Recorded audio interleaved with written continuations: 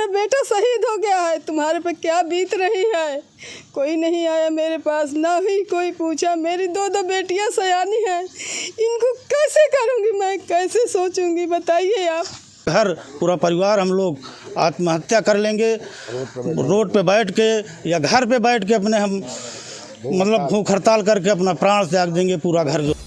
प्रतापगढ़ में शहादत पर सियासत भारी पड़ गई। जिला पंचायत चुनाव के शोर में शासन और प्रशासन के लोग आज तक शहीद के घर तक नहीं पहुंच सके।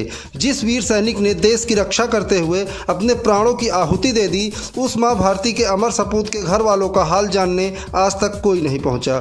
शासन और प्रशासन के इस रवैये से क्षेत्रीय लोगों में खासा आक्रोश है। आपको बता दें कि प्रतापगढ़ जिले के मानिकपुर थाना क्षेत्र के कुसाहिल बाजार निवासी अमित यादव भारतीय सेना में लांस नायक थे। 4 भाई बहनों में अमित सबसे बड़े थे। इनके पिता जयचंद किसान हैं। बचपन से ही अमित सेना में भर्ती होकर देश सेवा करना चाहते थे। इसके लिए वो मानिकपुर के मिलिट्री ग्राउंड पर घंटों पसीना बहाते थे। अमित 2009 से यानी हमारे ग्राउंड में आते थे और दौड़ते भी थे अच्छे।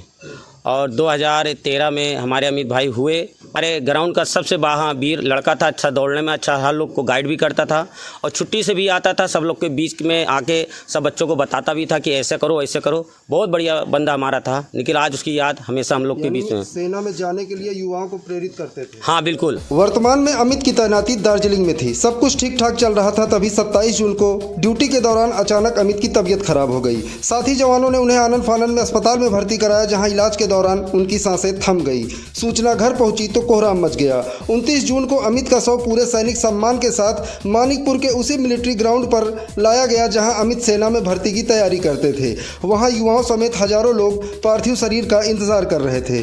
पूरे सैनिक सम्मान के साथ वहां से शव यात्रा शुरू हुई। रास्ते भर शहीद अमित भैया अमर रहें, भारत माता की जय और वंदे मातरम के लग रहे नारों से कुंडा इलाका गूंज उठा। शव घर पहुंचते ही परिजनों की चीख पुकार सुनकर हर किसी की आंखें नम हो गई। गांव के लोग दुखित होते, लेकिन पूरा देश अमित की शहादत पर गर्व कर रहा था। मानिकपुर में शहीद का पूरे सैनिक सम्मान के साथ अंतिम संस्कार किया गया। अमित भाई बहनों में सबसे बड़े थे।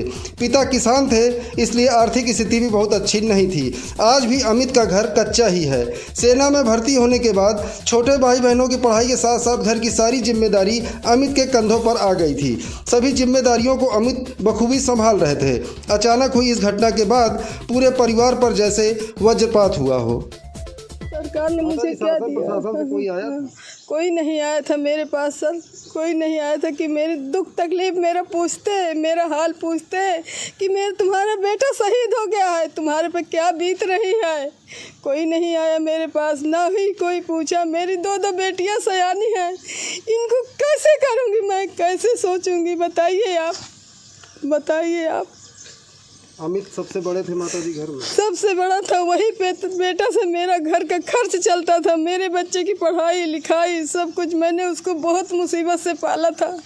मैंने पढ़ाया लिखाया कि मेरा बेटा मेरे योग्य हो गया कि मेरी सहायता करेगा। उसको तो सरकार सब कुछ लुट गया, मेरा तो क्या रह गया। सरकार मुझे क्या दी है, बताइए आप। अमित की शहादत के 8 दिन बीत जाने के बाद भी आज तक शासन और प्रशासन का कोई नुमाइंदा पीड़ित परिवार से मिलने नहीं पहुंचा। शायद इसके पीछे प्रतापगढ़ का जिला पंचायत अध्यक्ष का चुनाव रहा हो। सत्ता पक्ष के नेताओं ने भी सोचा होगा कि पहले कुर्सी पर कब्जा करो, शोक संवेदना तो बाद में भी व्यक्त की जा सकती है। लेकिन कहते हैं ना, जैसी नीयत वैसी बरकत। चुनाव में जनसत्ता दल ने भाजपा की मिट्टी पलीत कर दी और भाजपा को कभी न भूलने वाली हार का सामना करना पड़ा। सबसे सोचने वाली बात तो यह है कि नेताओं के नक्शे कदम पर चलते हुए प्रशासनिक अफसरों ने भी शहीद के घर जाना जरूरी नहीं समझा। सरकार की इस संवेदनहीनता से परिजनों के साथ साथ क्षेत्रीय लोगों में खासा आक्रोश है। पीड़ित परिवार का कहना है कि अगर सरकार ने उनकी बातें नहीं सुनी तो पूरा परिवार आत्महत्या को मजबूर होगा। एक वीर सैनिक जिसने देश सेवा करते हुए खुद का बलिदान दे दिया और आज इस शहीद के परिवार को अपने हक के लिए अगर आवाज उठाना पड़े तो इससे ज्यादा शर्मनाक कुछ नहीं हो सकता। समय दे रहे हैं भारत सरकार को और उत्तर प्रदेश सरकार को। अगर मेरी बात को नहीं सुने, नहीं संज्ञान में लिया, मेरे भतीजों को नौकरी नहीं मिली तो मैं पूरा खानदान, पूरा परिवार रोड पे आ जाएंगे, आत्महत्या कर लेंगे।